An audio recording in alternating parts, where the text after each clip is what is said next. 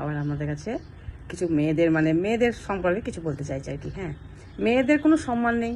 মেয়েরা যতই ভালো ইয়ে করুক না কেন, মেয়েদের কোনো পরিচয় হয় না। মেয়েরা পরের পরিচয় নিয়ে বেঁচে থাকে। হ্যাঁ, যেটাই বলবে সবটাই অপরের নিয়ে।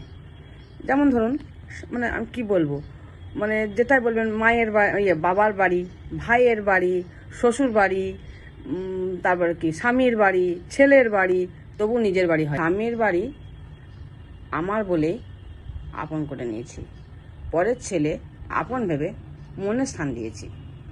পেছন ফিরে ভাবিনি আর বাবার বাড়ির কথা, নিজের মেয়েও যাবে ছেড়ে এ নিয়ম প্রথা। স্বামীর বাড়ি নিজের বলে যতই আপন ভাবলাম, বিনিময়ে পেলাম শুধু অবহেলার বদনাম।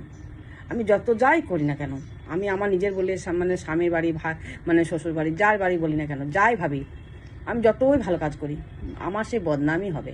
অবহেলার বদনামই মেয়েদের কপালে জুটবে, কোনো দিনই ভালো হবে না। মেয়েরা শুধু অপরের ইয়ে নিয়েই বেঁচে থাকতে হবে।